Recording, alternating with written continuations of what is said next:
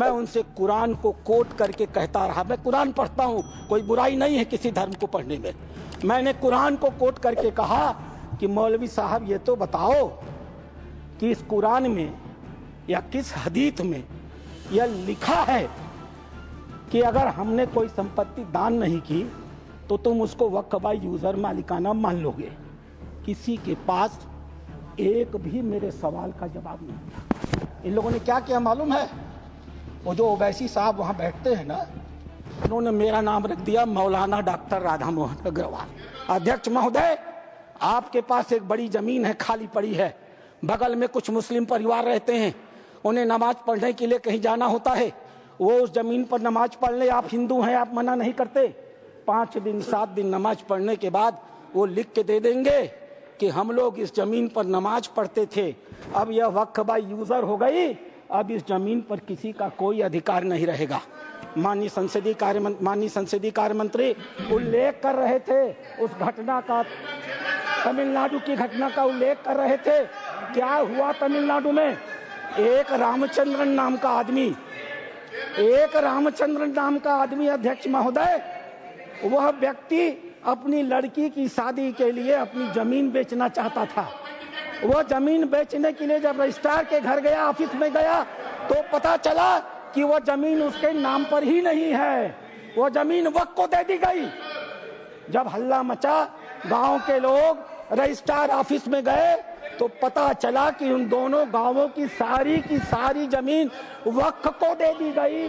1500 साल पुराना मंदिर भी वक्फ के हवाले कर दिया गया। यह होता है इन लोगों का वक्फ बाय यूजर अध्यक्ष महोदय। और आश्चर्य होता है, इन्हें बैठाया जाए अध्यक्ष महोदय, आश्चर्य होता है।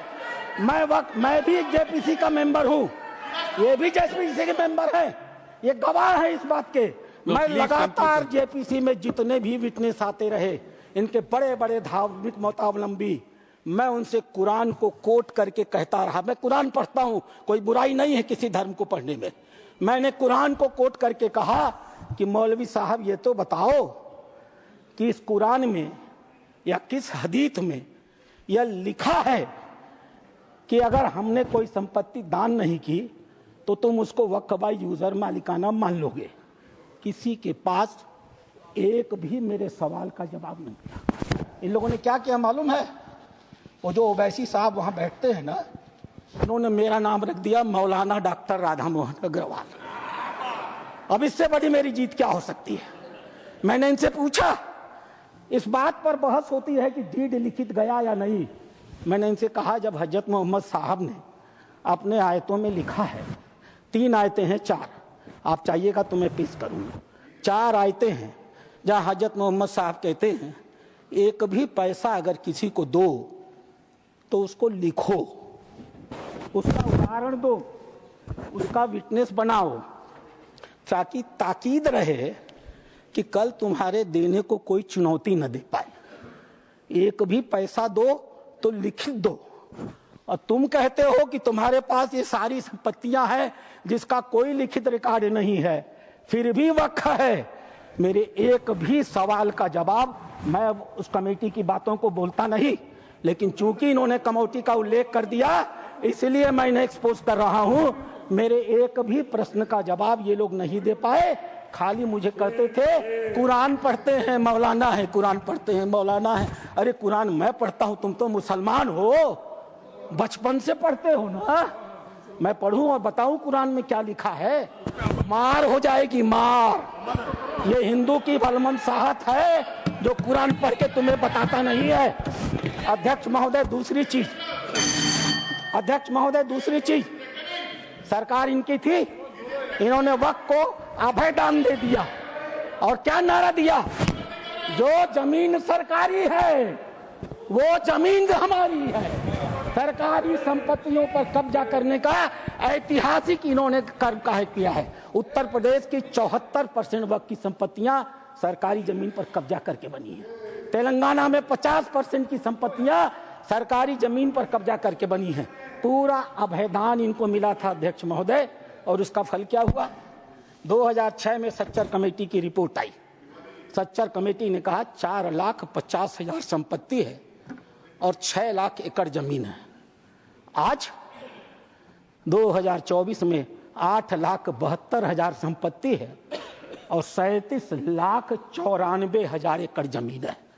2006 से 2023 6 लाख एकड़ से बढ़ करके 37,94,000 एकड़ जमीन इनकी हो गई। इन्हें बताना तो पड़ेगा सभापति महोदय कि आखिर 31 लाख अतिरिक्त जमीन इन्होंने पाई से कहां से है। इन्हें उसका उदाहरण देना पड़ेगा। अध्यक्ष महोदय, जितना ये कांग्रेस के पहले वक्ता रहे हैं, जितना समय ये बोले हैं, मैं भी उतना ही समय बोलने वाला हूं। यह मेरा अधिकार है सभापति महोदय। मैं एक बात कहना चाहूंगा अध्यक्ष महोदय, इन्होंने चर्चा किया कर्नाटक के हैं ये, मेरे पास कहां गई? Please conclude sir. अध्यक्ष महोदय, मेरे पास ये रिपोर्ट है। यहां बोलने के पहले मैंने इस रिपोर्ट को ऑथेंटिकेट किया है। माननीय उपराष्ट्रपति महोदय के पास इसको लिख करके भेजा है। ये सांसद महोदय कर्नाटक के हैं, पाकिस्तान जिंदा वाले। एक शब्द भी इन्होंने इस रिपोर्ट के बारे में नहीं बोला। यह रिपोर्ट जेपीसी में प्रस्तुत हुई है और जेपीसी में प्रस्तुत हुई है तो यह ऑफिशियल डॉक्यूमेंट है। यह रिपोर्ट मैं पढ़ूंगा अध्यक्ष महोदय, यह मेरा अधिकार है। मैं आपको बताऊंगा कि कर्नाटक के अंदर किन किन नेताओं ने वक्फ की कितनी कितनी संपत्तियों पर कब्जा कर डाला है। नाम पढ़ता हूं मैं।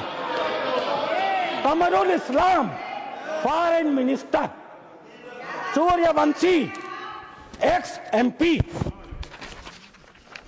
CM Ibrahim ex union minister, Rahman Khan ex union minister, Abdullah Sharif Waqf board official, NA Haris MLA, MA Khalid ex CO, Mumtaz Ahmed Khan chairman, Mohammed Sanaulla IAS, mister Sindhu Giri former minister, MF Pasha IPS, Khaneez Fatima MLA, CK Jaffer Sharief foreign minister. और एक नाम अध्यक्ष महोदय, प्लीज कंक्लूड, अदरवाइज एक नाम अध्यक्ष महोदय, we will take it from the party time की मर्यादा में। Sir please conclude, otherwise we have to take it from the party time. मैं कंक्लूड कर रहा हूं। इस सदन की मर्यादा में मैं एक नाम लेने से इनकार करता हूं। वो इस समय सदन में है भी नहीं। नाम क्या है अच्छी तरह से जानते होंगे। अध्यक्ष महोदय, नहीं बोल। अध्यक्ष महोदय, मैं अपनी बातें समाप्त करूंगा। रामधारी सिंह दिनकर की एक कविता के साथ। सीमा पर एक सैनिक मर रहा था। मैं कंक्लूड कर रहा हूं। सीमा पर एक सैनिक मर रहा था। मरते हुए सैनिक से एक कवि ने पूछा, हे वीर बंधुदाई है कौन विपद का, हम दोषी किसको कहें तुम्हारे बद का। मरते हुए सैनिक ने कहा, यह गहन प्रश्न कैसे रहस्य समझाएं।